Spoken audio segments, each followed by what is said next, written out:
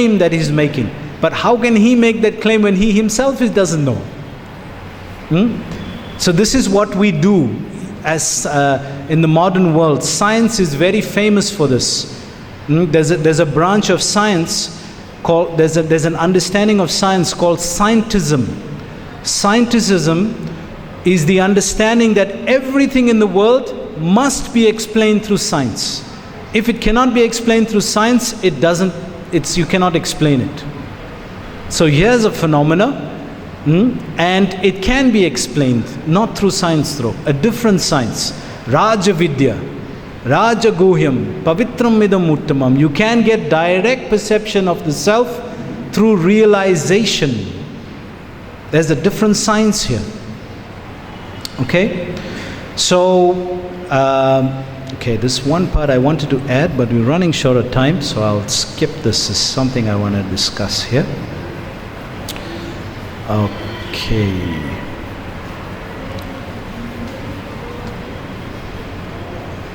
Okay.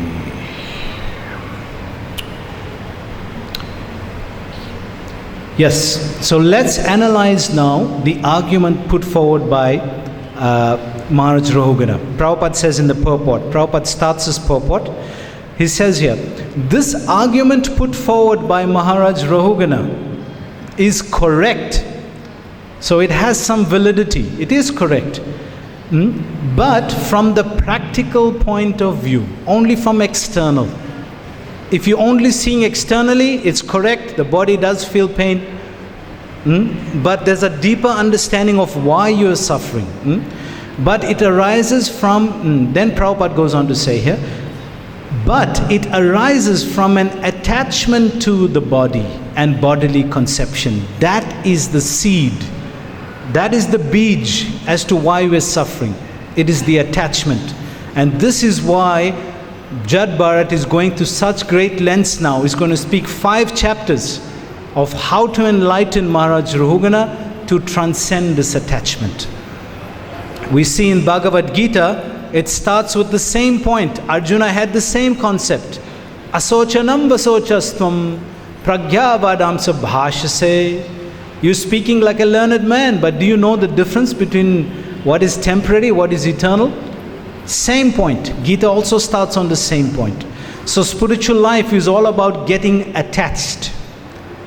And you're going to say, Prabhu, you're just saying don't get attached. Now you're saying getting attached? What are you talking about? Yes, spiritual life is about getting attached. Maya Shakta Mana Partha Yogam Yunjan Matashraya Ashamshaya Samagrama Yata Gyasnasi Takshanu.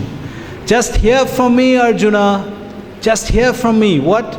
How? By attaching your mind to me. Maya Shakti Mana Partha. O Partha, attach your mind to me. Yogam Yunjan Matashraya. By taking shelter of this process of yoga. Not the jada that we're hearing about here, negating everything. That process of attaching the mind. If you use that as a process of attachment, then you become attached to the spiritual nature. And whose nature is that? It's Krishna's nature. As you explore that nature, you'll become more familiar with whose nature that is and the personality behind that nature. Shyama Sundaram. That's why attachment is actually, that's the goal of spiritual life, but spiritual attachment. It's devotional attachment. So, I just want to skip this part because of time. Now, we observe, so in life there are 2 forms, 2 levels of analyzing the world. When we talk about attachment, we always think about someone who has more than us and someone who has less than us. Those who have less we're not too disturbed by, but those who have more than us, we're very disturbed by them. So this is if we want to transcend that kind of consciousness, it needs spiritual attachment. This comparative activity feeds the negative mind. I have more, you have less, I have more than you, you have more than me.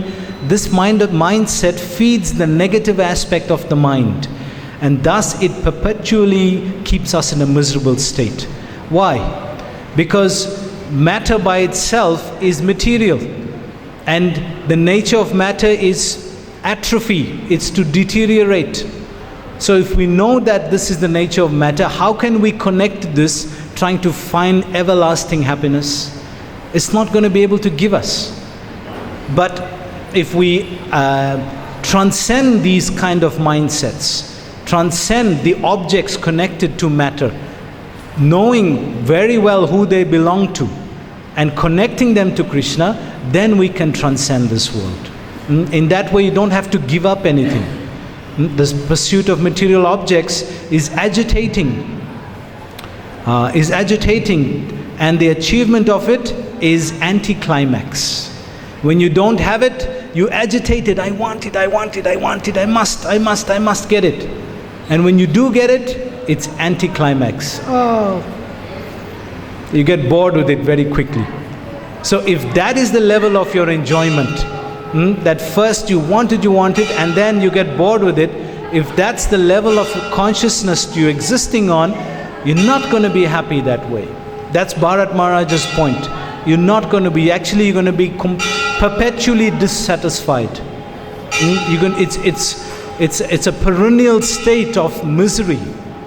Nothing else but that. But Krishna consciousness, because it's supported by a culture, a devotional culture of kirtan and cooking and deity worship and all these things, then we are fully engaging our senses without ever worrying of them being deviated. This is the process. Actively engage the senses in worship of the Lord. So the solution to set the bar as high as to set the material bar as high as it needs to be. Because if we overextend it, we're going to be attached to matter. And if we underextend it, we're going to be frustrated because there's no taste. Pibata Bhagavatam Rasam Malayam. We're not going to get the Rasam Malayam, this Malay from the Srimad Bhagavatam. So the balance of the boat, using it in Krishna's service. So we have to redirect our energy from matter to Krishna. Now I want to go over the last part here and then we'll end. Prabhupada gives this analogy about the car. A very interesting aspect of the car. It's a common analogy and it's used a lot to show how we're not the body. Okay, because of time, I have to run through this quickly. Just find it. Okay. Yes, there we are. So if we're not hearing regularly Krishna conscious, our Krishna consciousness becomes weak. This is the nature of how to engage in mind. Okay, that's what. Just want to find this.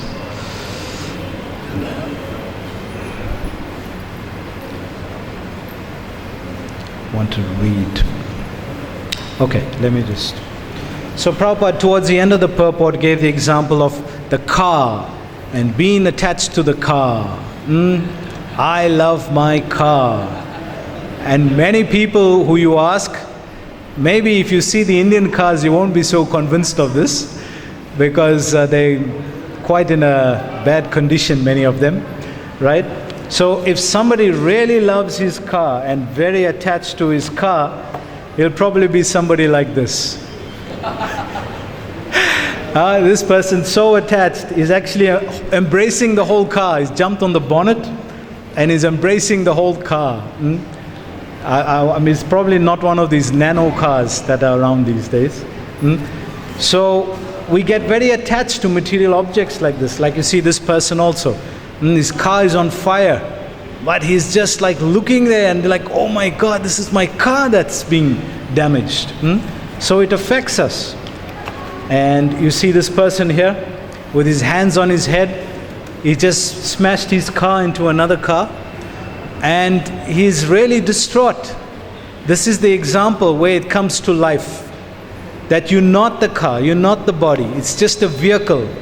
Yantra murari mayaya. It's a yantra, it's a vehicle. But if you have the consciousness of it's my, belonging to me and it's my body, then you're going to respond in this way. And that's how we see Maharaj Rahugana also. And if some people, when you mention this, they'll say, well, I don't care, I still love my car. Because objects give us a sense of security.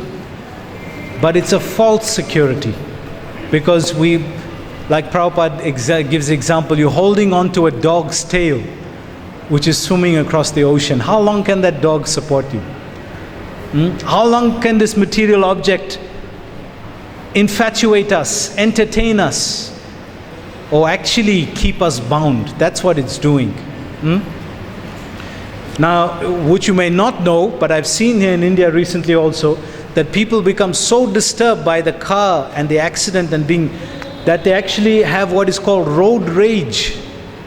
They jump out of the cars and fight each other right there on the road, So in the West it's very common, but I've seen it also happening here in India. I actually saw it personally once in Delhi. The person was very badly beaten up. So the point in the purport Prabhupada is making, if you think you're the body, this is the kind of reaction you're going to get. This is the kind of response you're going to give. But if you realize I should not be attached to the body, I am the soul within the body, then you have a different level of consciousness. And we're going to learn this. We got 5 chapters which are going to be spoken by a Mahabhagavat, a great devotee of the Lord. So it's very instructive. Let's listen very attentively for what we can absorb to nourish our Krishna consciousness to the next level. So we'll stop here. Thank you for being so patient. Srila Prabhupada ki Jai. We're over time, so if you